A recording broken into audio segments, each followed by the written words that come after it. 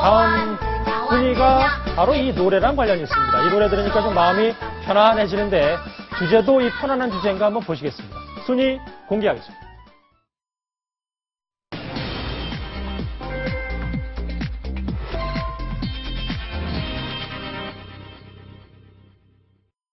북한에서 김기남 비서가 김대중 대통령 5주기를 맞아서 조화를 개성공단에서 전달하고 싶으니 박지원 의원이 좀 나와줄 수 있느냐. 예, 다음 주제 바로 보겠습니다. 조화 특사의 메시지 8위입니다. 이걸 보면 이제 방금 전에 화면으로 보셨던 박지원 새정치민주연합 의원이 1시간 뒤면 북한을 방문합니다. 이 기자, 일단 박지원 의원은 왜 가는 거고 누구와 함께 갑니까? 네, 박지원 의원과 이제 임동원 전 통일부 장관 그리고 김대중 전 대통령의 차남이죠. 김홍업 전 의원 등 실무진까지 해서 5명이 오후 5시에 개성공단에서 조화를 전달하려는 북측의 대표단과 만남을 갖기로 했습니다. 예. 한 5시에 만날 예정이어서 한 4시 반쯤 군사 분계선을 통과할 예정인데요. 아까 조금 전에 박지원 의원이 밝힌 대로 북측에서 조화를 전달하고 싶다고 먼저 연락이 왔고 그러면 개성공단에서 만나서 조화를 전달받자라고 해서 만남이 이루어지는데 한 1시간 정도의 환담이 있을 걸로 보이는데요. 예. 그때 어떤 대화가 오갈지 상당히 관심이 모이고 있습니다. 1시간 정도 만나서 여러 가지 얘기를 나눌 텐데 저는 그런데 궁금한 게 네. 자, 북한이 얼굴 보자. 이 메시지를 박지원 의원은 어떻게 받은 겁니까? 네. 북측이 우선 공식 채널로 통일부를 통해서 판문점을 통해서 전통문을 보내왔습니다. 그게 바로 14일인데요. 예. 14일에 판문점 근무 시간을 연장하자고 해서 처음에 정부는 이제 북측에 고위급 접촉 제안을 해놓은 상황이었기 때문에 그거에 대한 답이 오는구나라고 생각을 하고 기다렸는데 이 조화 전달에 대한 이야기였습니다. 근데 정부를 통해서 공식 전통문을 보내기 전에 박지원 의원 측, 그러니까 김대중 평화센터 쪽으로 따로 간접적인 연락을 취해와서 조화를 받으러 왔으면 좋겠다, 알겠다라는 그런 연락이 먼저 오간 상태였고요. 이제 박지원 의원과 통일부와 그리고 북측이 이렇게 삼각으로 약간 연락을 취하면서 이 약속이 잡힌 걸로 알고 있습니다. 근데 이게 일부 일각에서는 현 정부의 공식 채널을 네. 무시하고 박지원 의원이 가는 게 정말 실효성이 있겠냐, 좀 우려의 목소리도 있던데 그럼 어떻게 해석을 좀 해야 될까요? 아마 그 우려가 나오는 건 이 만남이 조화를 전달받는 것 이상의 뭔가 메시지를 주고받을 수도 있다라는 관측에서 시작되는 것 같은데요. 예. 우선 북측이 그동안 정부 채널을 무시하고 이제 민간을 통해서 남남 갈등을 일으켰던 그런 전례도 있긴 있습니다만 이번엔 기본적인 목적은 조화 전달이고 또 그리고 북측에서 어쨌든 박지원 의원 측 그리고 김대중 전 대통령 측이 편안해서 먼저 연락을 해온 것이기 때문에 이번이 오히려 좋은 계기가 될 수 있을 것도 같고요. 그리고 당시 만나서 뭔가 북측이 공식적으로 말할 수 없는 속내를 터놓을 수도 있기 때문에 어떤 속내를 터놓을지 진짜 북측의 생각이 뭔지 알 수 있는 시간이 될 수도 있지 않을까 생각합니다. 그런데 이 속내를 듣는 것도 중요하긴 한데 박지원 의원이 어떤 종류의 화환을 받을지가 또 관심사라면서요. 그렇죠. 이제 어떤 꽃을 받느냐도 중요한데요. 예. 화환에 북측에서는 꽃 자체가 매우 신성시돼 있다고 합니다. 그리고 특히 우상화의 일환인데 김일성화, 김정일화라는 게 있는데요.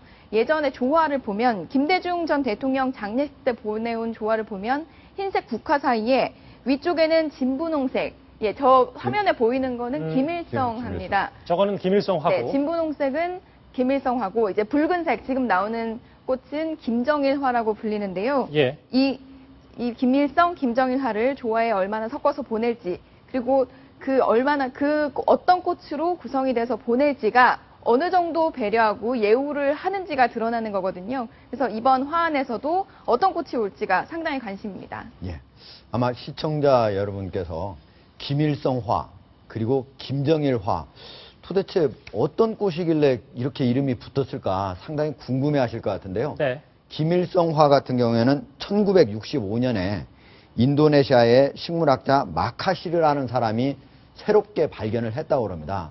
그런데 그해 4월에 김일성이 인도네시아를 방문을 하게 됩니다. 예. 그래서 보고르라고 하는 식물원을 방문했는데 거기에서 이 꽃을 보게 됩니다. 그때 당시까지 이 꽃의 이름이 지어지지 않았습니다. 아, 그랬었군요. 그래서 거기서 발걸음을 멈추고 상세히 보고 있으니까 그 식물학자가 이 이름을 김일성화로 지어서 올리겠다 이렇게 얘기를 했다고 합니다. 그리고 1981년에 영국 런던에서 식물 이런 이름을 짓는 식물 단체에서 정식으로 덴드로이봄 김일성화라는 이름을 지어가지고 등록을 해서 이거는 분명히 김일성화로 명칭이 등록이 된 이런 꽃이고요. 예, 그리고 잠깐만요. 근데 이 관련해서 김일성화도 그렇고 김정일화의 노래도 있다고 하는데 먼저 노래부터 한번 들어보시죠. 그리워 달려가는 우리의 마음처럼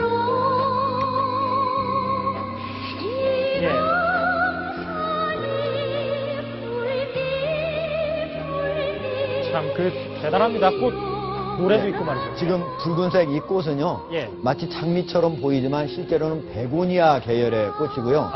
1988년 2월 김정일이가 46세 생일 때 조청년계의 식물학자 가모 모도대루라고 하는 바로 그 학자, 식물학자가 자기가 20여 년간 계속 개량한 끝에 새롭게 개량종을 만들어서 바쳤다라고 합니다.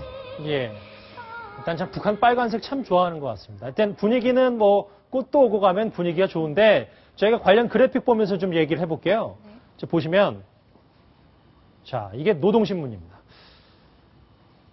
지금 남조선 집권자의 8.15 경추사라는 것을 북남 관계 문제에 대한 똑똑한 해결책은 없고 책임전가 실속 없는 거칠해 이렇게 좀 비난을 했습니다.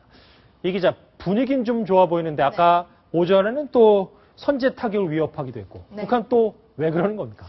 네, 북한이 말하는 것을 단순하게 보면 안 될 것 같습니다. 특히 북한은 이제 양면 전술을 쓴다고 하죠. 한쪽에서는 유화책으로 손을 내밀면서 또 한쪽에서는 포를 쓰는 화전 양면 전술이라고도 하는데요. 이번에 북측이 이제 문제 삼고 있는 것은 한미 의지 연습을 앞두고 있어서 그 부분에 대해 문제를 삼고 있는 것 같고요. 또 한편으로 아까 전해드렸던 박지원 의원과 만나서 조화를 전달하겠다는 건 또 하나의 또 유화책의 하나거든요. 예. 그 북측이 어떤 속내를 가지고 있는지 그러니까 단정적으로 이 판을 깬다라고 보기는 어렵고 이제 그 안에서 자신들의 존재감을 더 부각하기 위한 수단으로 쓸 수도 있는 거기 때문에 북측의 속내는 조금 더 고위급 접촉에 대한 답이 오거나 조금 더 답을 기다려봐야 할 것 같습니다. 예. 박지원 의원이 잠시 뒤에 어떤 메시지를 안고 올지 주목해 보겠습니다.